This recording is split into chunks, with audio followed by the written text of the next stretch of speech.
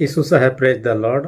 मनुष्य पहले के दशक में हम देखते हैं, चांद को देखने के बाद में उनके मन में कई प्रकार के सवाल आते थे, वहाँ क्या होगा, क्या दिखता है। और जब तक वहाँ नहीं गया, और अमेरिका ने जब 1961-62 में ये दावा कर दिया कि इस दशक के अंत तक में हम अपने देश के लोगों को चांद पर उतार देंगे, और उन्होंने प्रयास करना शुरू किया। अपोलो मिशन के नाम से जाना जाता है। कई मिशन फेल हुआ, उसके बाद अंत तक सफल हुआ और मनुष्य को लेकर चांद पर उतरा। वहां उतरने के बाद फिर से वापस अपने धरती पर आने सका। हम स्वर्ग जाने के लिए वैसा ही बात है। हम अपने प्रयास से जा नहीं सकते, उसके लिए कई प्रकार के हो सकता है हमने कोशिश किया होगा। चांद में जाने के लिए उत्तम रॉकेट की व्यवस्था हुआ, जिनके कारण से जाने पाए, परंतु स्वर्ग के लिए कोई रॉकेट की नहीं है। और एकमात्र आशा जिसके लिए हम जानते हैं वो तो है यीशु मसीह। और इब्रानी की पत्री में यीशु मसीह को श्रेष्ठता दर्शाने का कोशिश किया गया है। साथ ही छुटकारा या उद्धार यीशु मसीह के द्वारा ही संभव है, ये इब्रानी की पत्री के माध्यम से भी दर्शाने का कोशिश किया है। साथ ही जो कोई वहाँ जाना चाहते हैं उनके लिए विश्वास में, यानी यीशु का विश्वास में दृढ़ होकर बने रहना, जो कि इब्रानी पत्री का शिक्षाओं में से मुख्य शिक्षा है। आज हम इब्रानी की पत्री 12 अध्याय उसका 18 से 24 पद पर हम चर्चा करने वाले हैं। और हम जानते हैं कि हम स्वर्ग जाना चाहते हैं, उद्धार प्राप्त करना चाहते हैं। वो नए यरूशलेम जो है प्रभु ने स्वर्ग में जो बनाया, उसमें रहना चाहते हैं, तो प्रभु में बने रहना है, नहीं तो वहाँ जाने से हम चूक जा सकते हैं। बीते दिनों की एक घटना को आपको याद दिलाना चाहूँगा। आपने देखा होगा टीवियों में, अफगानिस्तान पर तालिबान लोगों का कब्जा हो गया। उसके बाद वहाँ के निवासी लोग अपने देश को छोड़कर फ्लाइट में भागने लगे, और एक फ्लाइट में इतना ज़्यादा लोग भर गए देश से भागने के लिए कि लोगों के लिए जगह ही नहीं बचा कि अंदर में घुस सके। ये लोग प्लेन के ऊपर सब में, कहाँ पंखा सब में, जो डेना होता है उस सब में बैठ गए। जब प्लेन उड़ने लगा तो कई लोग उस में से, क्योंकि पकड़ नहीं बना पाए, नीचे गिर गए, मार गए। तो कहने का मतलब, ये लोग यदि अंदर में बैठे रहते, अच्छी पकड़ बनाए रहते, हो सकता है ये लोग नहीं गिरते, जिस देश में वो प्लेन गया वहाँ पहुँचे रहते, परंतु ऐसा संभव नहीं हुआ। हम स्वर्ग भी जाना चाहते हैं, प्रभु में बने भी नहीं रहेंगे, मजबूत विश्वास में दृढ़ भी नहीं रहेंगे, तो हम जाने में भी असफल हो जाएंगे। हम आज 2 पहाड़ों के बारे में चर्चा करेंगे, और बाइबल में उन 2 पहाड़ क्या क्या चीज़ है और किन बातों के लेकर महत्वपूर्ण हम चर्चा करेंगे। परंतु जब इब्रानी की पत्री को हम देखते हैं, ये किसके द्वारा लिखा गया, इस पर विद्वानों में मतभेद है। कई लोग पौलुस के द्वारा लिखा गया मानते हैं, परंतु अब भी कई लोग उसके द्वारा लिखा गया नहीं मानते हैं। एक विद्वान है जिसका नाम है तरतुलियन, उसके बारे में कहा जाता है कि वह पौलुस नहीं लिखा, पौलुस का एक सहयोगी था बरनबास, उसने लिखा है, उसका कहना है। इसके अलावा आप देखते हैं इरेनियस और हिप्पोलिटस, ये 2 व्यक्तियों का कहना है कि ये पत्री तो पौलुस ने नहीं लिखा होगा। परंतु वहीं पर दूसरे विद्वान लोग जैसे जेरम हो गया, अगस्टिन हो गए, ये दोनों का कथन है कि इब्रानी की पत्री पौलुस के द्वारा लिखा गया मानते हैं।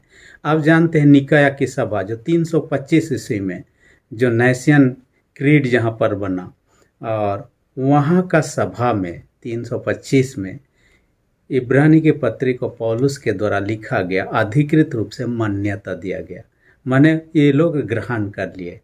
हम एक विद्वान के बारे में जानते हैं, थॉमस एक्विनस, ये व्यक्ति ने भी पौलुस के द्वारा लिखा गया मानता है। और आप यदि जॉन कैल्विन के बारे देखिए, वो पौलुस के द्वारा लिखा गया नहीं मानता है, वो लूक या तो रोम का क्लेमेंट जो था उसने लिखा है, ऐसा उनका मानना है। जो भी है, और एक विद्वान है जॉन एबेन, जॉन एबेन का कथन है ये पत्री पौलुस के द्वारा लिखा गया। जो कुछ भी हो, परंतु विद्वानों में अपना एक मत नहीं है, परंतु अधिकतर विद्वानों ने पौलुस के द्वारा मानते हैं, कई लोग तो नहीं मानते। जो भी हो, परंतु लगभग 60 ईस्वी के लगभग लिखा गया ऐसा माना जाता है। और लिखने का स्थान जहाँ से किया गया, ये रोम से हो सकता है या दूसरा इटालिया से, विद्वानों का ऐसा मानना है। जो भी हो, परंतु आज के वचन के आलोक में जब देखते हैं 2 पहाड़ के बारे में, इसलिए शीर्षक में मैंने कहा 2 पहाड़, और 2 पहाड़ के अंतर्गत में हमने शीर्षक को आगे बढ़ाएंगे। तब वहाँ पर देखते हैं न्याय का पर्वत और अनुग्रह का पर्वत। ये दो विषय पर हम चर्चा करेंगे। दो पहाड़ है और वो पहाड़ में से क्या है, एक पहाड़ है न्याय का पर्वत, दूसरा है अनुग्रह का पर्वत। पहला हम न्याय का पर्वत जो सिनाई पहाड़ कहा जाता है। हम जानते हैं कि ये पद 18 से 21 तक इसके बारे में चर्चा हमें मिलता है। सिनाई पहाड़ जब इसराइल लोग मिस्र देश से किनान देश जा रहे थे, जैसे 3 महीना हुआ वे लोग सिनाई पहाड़ तक पहुंच चुके थे और वहां पर डेरा डालने के बाद में परमेश्वर से मूसा बातें करता है और परमेश्वर लोगों को 10 आज्ञा सुनाने की इच्छा जताता है। ये वही पहाड़ है जिसका नाम होरेब पहाड़ के नाम से भी जाना जाता है, यानी कि सिनाई का दूसरा नाम होरेब पहाड़। होरेब का अर्थ होता है चमक या गर्मी होता है। इसका और एक नाम भी है जो आजकल भी प्रचलित है, वो तो कहता था जबल मूसा, और ये अरबी नाम से लिया गया है। जबल मूसा का अर्थ होता है मूसा का पर्वत, क्योंकि मूसा ने परमेश्वर से 10 आज्ञाओं को इसी पर्वत के ऊपर से पाया और इस्राएलियों को दिया। शुरुआत में नहीं दिया, शुरुआत में तो परमेश्वर उनको सुनाना चाहा और इस कारण से हम देखने पाते हैं आज का वचन में वो सुनाते हुए। ये जो होरेब पहाड़ या सिनाई पहाड़ जिसकी हम चर्चा कर रहे हैं, वर्तमान में इजिप्ट देश मिस्र देश में है। और आप जानेंगे मिस्र देश में जितने पहाड़ है, बड़े बड़े पहाड़ों में से दूसरे स्थान पर ये रखता है। इससे पहले पहला स्थान में जो सबसे ऊंचा पहाड़ है वो है माउंट कैथरीन है। इसके बाद में दूसरा में सिनाई पहाड़ आता है। अब भी लोग सिनाई पहाड़ जाते हैं देखने के लिए, घूमने के लिए, जहाँ पर उसके नीचे है मठ बना हुआ चर्च है, जहाँ पर लोग भी आते हैं, गेस्ट रूम सब जहाँ पर रहते हैं। फिर चढ़ाई करते हैं, 3 घंटा की लगभग चढ़ाई में लोग चढ़ते हैं और ऊपर जाकर देखना चाहते हैं। जो भी हो, टूरिस्ट लोग का अपना हिसाब से करते हैं। परंतु उस दिन जो आज का वचन देखने पाते हैं, परमेश्वर ने लोगों को 10 आज्ञाओं को सुनाना चाहा। इसके लिए तैयारी के लिए मूसा को कहा और लोगों से कहा दे अपने अपने वस्त्र को, कपड़ा को धो लेना है, गंदे कपड़ा होकर पहन के नहीं जाना है। वस्त्र धो लेना है, 2 दिन तक में आपको करना है, यानी कि तीसरा दिन तक आपको तैयारी समाप्त करते हुए उस पहाड़ के पास आना होगा, सिनाई पहाड़ के पास। आप जानते हैं इसके अलावा तैयारी में क्या था, कोई भी पुरुष स्त्री के पास ना जाए, स्त्री पुरुष के ना जाए, यानी उनके बीच में से शारीरिक संबंध सब ना हो, अपने आप को शुद्ध बनाए रखें। और ऐसा ही किया गया। और जो लोग इस आज्ञा को नहीं मानते हैं उनके लिए दंड की व्यवस्था किया गया और उनको कहा गया कि पहाड़ के पार घेरा बंद दिया गया। घेरा को भी छूना नहीं है, घेरा को पार जाना तो दूर की बात, घेरा को भी छूना नहीं है। जो व्यक्ति छुएगा, अंदर जाएगा या अशुद्ध होकर वहां जाएगा, परमेश्वर उनको भस्म कर डालेगा, मार ही डालेगा।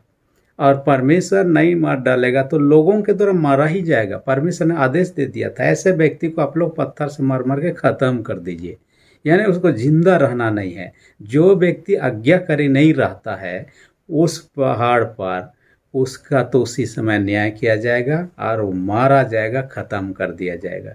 इसलिए न्याय का पर्वत यहाँ कहा गया। कि इसके बाद में हम देखने पाते हैं परमेश्वर आग के साथ में उतरता है, जहाँ पर धुआं होता है, काले बादल होता है, आंधी होता है और वहाँ पर हिलने लगता है और गर्जन सब, ये सारी चीज़ परिस्थिति को देखकर इस्राएल लोग, परमेश्वर जब उनसे बातें करने लगा डर गए। यहाँ तक कि मूसा भी कहता है वो डर गया। और इसलिए लोगों ने कहा परमेश्वर हमसे ऐसे डायरेक्ट बात ना करे, आप परमेश्वर से बातचीत कीजिए और जो परमेश्वर का है वो हमें बताइए। इसलिए उस दिन के बाद में परमेश्वर इस प्रकार उनसे बातें नहीं किया, क्योंकि हम जानते हैं अनाज्ञाकारिता के कारण से वहाँ मार डाला जाएगा, परमेश्वर के द्वारा भस्म कर दिया जाएगा, या तो फिर अनाज्ञाकारी या अशुद्धता के कारण से, या उस बाड़ा को या जो घेरा बनाया गया था उसको छूने के द्वारा से लोगों के द्वारा मार ही डाला जाएगा। यानी ईश्वर के द्वारा या मनुष्य के द्वारा वहाँ मार डालने की ही प्रथा देखने पाते हैं। और 10 आज्ञा को पालन करने के द्वारा, 10 आज्ञा को मानने के द्वारा कोई उद्धार प्राप्त नहीं करेगा, कोई स्वर्ग को जाएगा, ऐसी कोई बात नहीं है। और ये तो लोगों को नैतिक रूप से सही जीवन व्यतीत करने, मार्गदर्शन करने के लिए था, ना कि स्वर्ग राज्य जाने के लिए ये एक माध्यम था। इसके लिए परमेश्वर ने एक नया व्यवस्था को दिया। ये तो व्यवस्था 10 आज्ञा जो दिया गया ये 2 भाग में था और 2 स्लेट में था। पहला में 1 से 4 हम देखने पाते हैं और इसका सारांश जो है आप देखिएगा, परमेश्वर प्रेम के बारे में चर्चा करता है। दूसरा 5वां से 10वें आज्ञा में हम देखने पाते हैं पड़ोसी या दूसरों से प्रेम के बारे में चर्चा करता है। हम यदि 10 आज्ञाओं का वर्णन करेंगे, अलग अलग चीज़ों पर वर्णन किया। पहली आज्ञा हम देखते हैं धर्म के बारे में कि हम किससे माने ईश्वर, किसे ना माने। दूसरा जो कहता है जिस ईश्वर को हम मान रहे उस ईश्वर की आराधना हमें कैसे करना है या आराधना के बारे में चल। तीसरी बात में कहता है जिस ईश्वर को हम मानते हैं उसका आदर रेस्पेक्ट करना हम सीखें।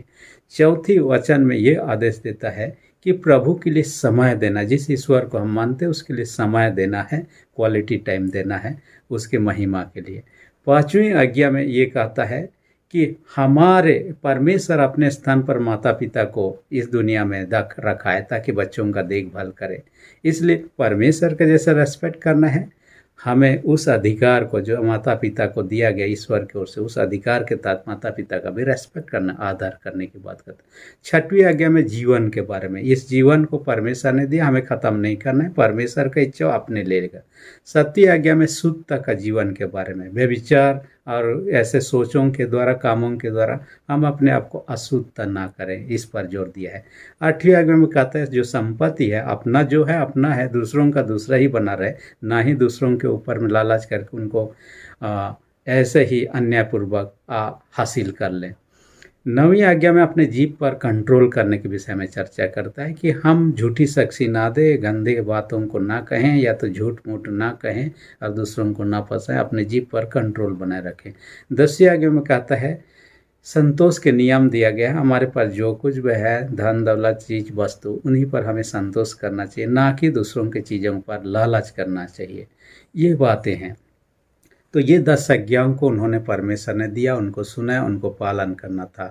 और हम जानते हैं कि परमेश्वर का पवित्रता को और पुण्य नियम में काफ़ी ज़्यादा व्यवस्था को दिया। 10 आज्ञा तो शुरू में दिया, उसके बाद और दिया 613 नियम को दिया और उसको भी अलग अलग भाग में विभाजन किया जा सकता है। 613 नियम उसमें बलिदान के विषय में भी दिया हुआ है, मंदिर के विषय में भी कई सारे चीज़, नैतिक जीवन, व्यवहारिक जीवन के बारे में भी हम पाते हैं जो व्यवस्था परमेश्वर ने दिया है।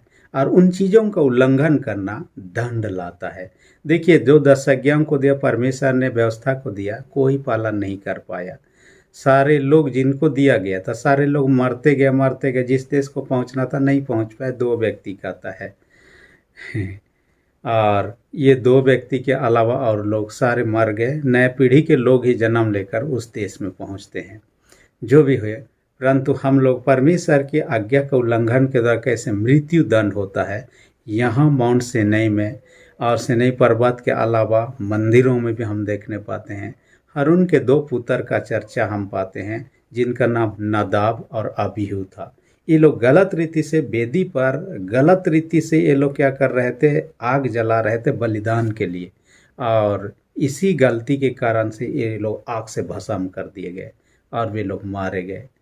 और देखिए वैसा ही है, इन व्यवस्था को पालन के द्वारा कोई स्वर्ग को नहीं जाता, परंतु वह जीवन को व्यवस्थित करने, अनुशासित करने के लिए है।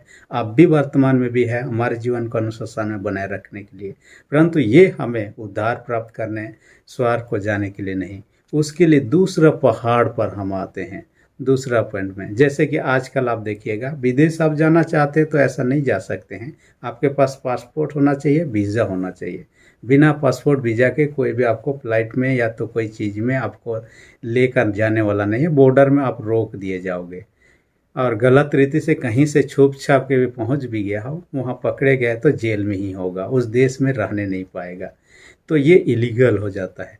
तो वैसे स्वर्ग जाने के लिए हमारे पास में व्यवस्था का पालन नहीं, परंतु यीशु मसीह जो उद्धार का काम को एक पहाड़ पर पूरा किया, और वो तो सियोन के बारे में चर्चा करता है। सियोन यदि हम चर्चा पाते हैं, अनुग्रह या उद्धार का पर्वत सियोन, जो दूसरा पॉइंट में हम चर्चा करेंगे, अनुग्रह या उद्धार का पर्वत सियोन है, जो 22 से लेकर 24 पद में हम पाते हैं। सियोन पर्वत जो कहने से जहाँ पर यरूशलेम मंदिर बनाया गया, ये पर्वत सियोन पर्वत के नाम से। लेकिन बाद में आप देखिएगा, यरूशलेम शहर बसने के बाद में सियोन जो ये है, शहर जो है वो पूरा यरूशलेम एरिया को ही, वो ना केवल पहाड़ था, पूरे शहर को ही दर्शा रहा था। उसके बाद में जब मंदिर बन जाता है, सियोन कहने से मंदिर को भी दर्शाने लगा, यानी कि सियोन का 3 अर्थ में है, लेकिन एरिया तो वही है। शुरू में पहाड़ खाली था, दूसरा में पूरे शहर था, तीसरा में मंदिर था। जो भी हो, परंतु पहाड़, मंदिर, उस शहर पूरा सियोन के एरिया में ही है, और सियोन का क्षेत्र ही हम कह सकते हैं।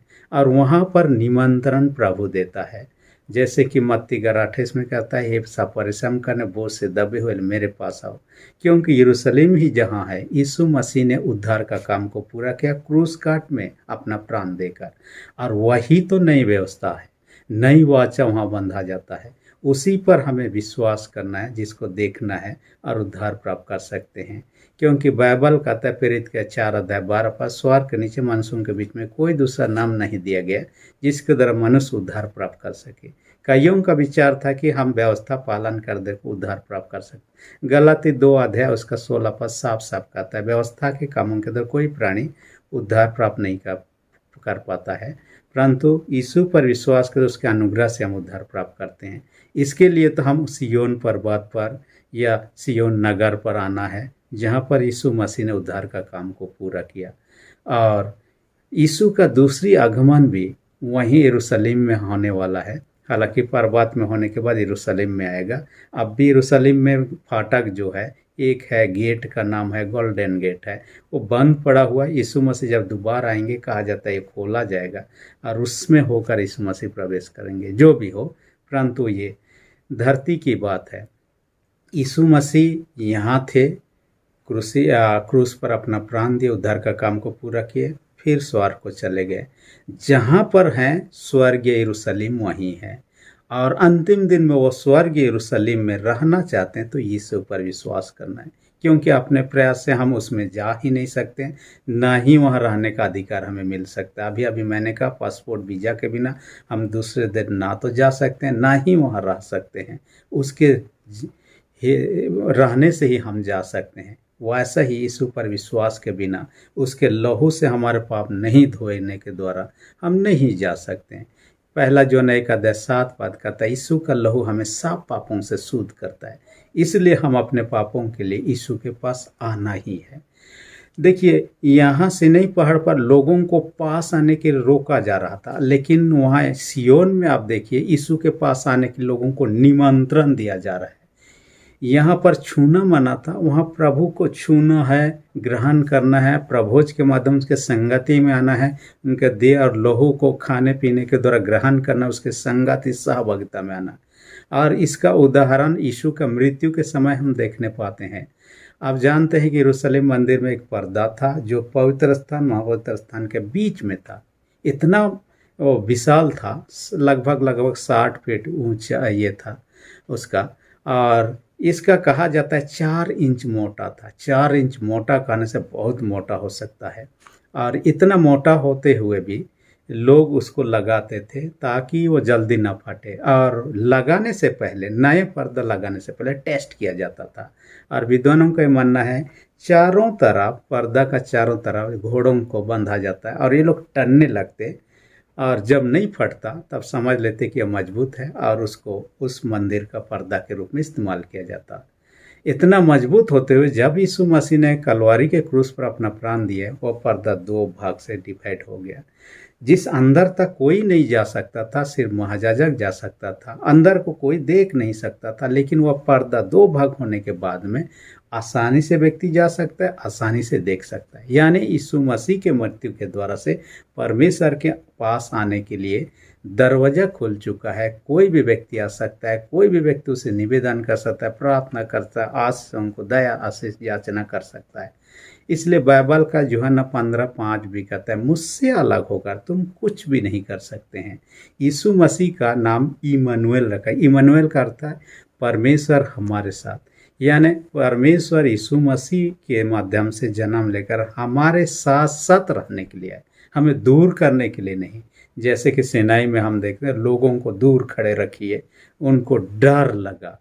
यहाँ पर डरने की बात नहीं। जो कोई प्रभु के पास आता है, प्रभु परमेश्वर ये नए जीवन पाता है, जो जीवन कभी खत्म होने वाला नहीं है। यूहन्ना 10:10 में इसलिए कहता है, मैं इसलिए आया, यीशु का कथन, मैं इसलिए आया लोग जीवन पाए, बहुत अर्थ का जीवन।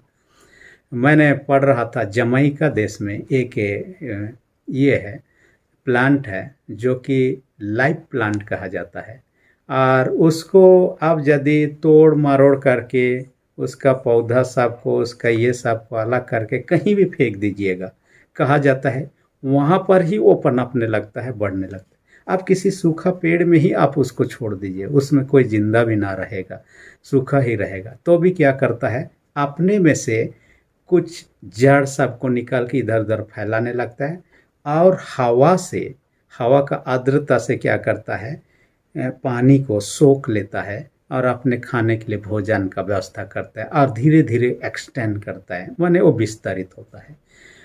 यानी हम प्रभु में जुड़ गए, उसके बाद में हम कहीं भी मारे मीटे कुछ हो जाएं, हमारे लिए स्वर का जो अनंत जीवन, कभी नहीं खत्म होने वाला जीवन रखा हुआ है। हम ऐसा नहीं करते हैं, प्रभु से दूर हैं तो हम सुरक्षित नहीं हैं, हम पाप में गिर जाएंगे, नाश हो जाएंगे। छोटे बालक को देखिए, माँ का गोद में है, सुरक्षित है, छोड़ दिया जाए उसको, इधर उधर कहीं भी भटक सकता है, गिर सकता है, चोट लग सकता है, कुछ भी हो सकता है, इसलिए उसके संगति में वो सुरक्षित है। हम प्रभु के संगति में सुरक्षित हैं, प्रभु से दूर हैं तो हमें। मैं बीते दिन में एक घटना के बारे में पढ़ रहा था, वो चाइना देश का, और ये पश्चिम चाइना की बात है। एक मिशनरी को कुछ लोगों ने, जो विरोधी लोग हैं, उनको मार डालने के लिए दौड़ाया। दौड़ते दौड़ते वह एक नदी के पास पहुंचा, जहां नौका दूसरी तरफ, नदी का दूसरी तरफ जा रहा था। तब ये व्यक्ति उस चलते हुए नौका में दौड़ के चढ़ गया। उसके विरोधी लोग जब आए, वे लोग भी आके किसी तरह आके उस नौका में चढ़ गए। जब छूट ही रहा था, जब देखा कि ये लोग आ गए हैं इसी नौका में, तब क्या किया, आगे तरफ भागा और पानी में जंप लगा दिया। और पानी में जैसे जंप लगा के दूसरी तरफ तैर के निकलने के लिए भाग रहा था, ये लोग जो बर्छा पकड़ते, बर्छा से उसको मारने का कोशिश किया दूर ही से, लेकिन उसको लगा नहीं, वो बच जाता है और दूसरी तरफ पार होके वह बच जाता है। उसके दोस्तों ने बाद में उसको पूछा, जब आपको मार रहे थे बर्छा से, आपको बाइबल का कौन सा वचन याद हो रहा था? उन्होंने कहा, बाइबल का वचन मुझे याद नहीं हो रहा था, प्रभु मेरे साथ साथ उपस्थित था, मैं महसूस कर सकता था, और मुझे डर इसलिए नहीं लगा क्योंकि प्रभु मेरे साथ है तो मैं सुरक्षित हूँ, और वह बच जाता है। हम उस राज्य में जो नए यरूशलेम है, वहाँ जाना चाहते हैं, यीशु पर विश्वास करना, यीशु के बहाए लोहू से हमारे पाप धोए जाएंगे, उसी के अनुग्रह से हम वहाँ जा सकते हैं, अपने प्रयास से तो नहीं। इसलिए हम माउंट सिनाई के बातों को लेकर हम जो भी देखने पाते हैं, परंतु महत्वपूर्ण यहाँ पर है हम सियोन पर्वत के बारे में, क्योंकि नए यरूशलेम एक दिन यीशु मसीह के बाद आने के बाद में जगत में उतरेगा, और हर एक विश्वासी लोग नए यरूशलेम में हमेशा के लिए रहने वाले। अब वहाँ रहना चाहते हैं तो आइए विश्वास में दृढ़ और मजबूत बने।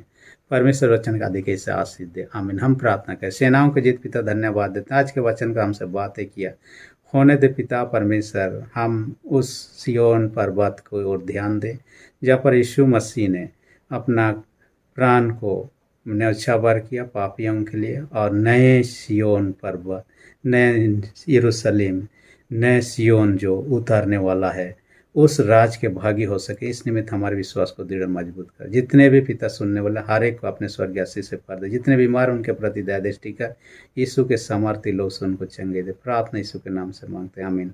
अब तक यदि आपने मेरे चैनल को सब्सक्राइब नहीं किया, इसी घड़ी रेड बटन को प्रेस करके सब्सक्राइब कर दीजिए, और जो बेल आइकन निकलेगा उसे प्रेस करके ऑल पर सेट कर दीजिए, ताकि आने वाले वीडियोज़ का नोटिफिकेशन आपको समय पर मिल सके।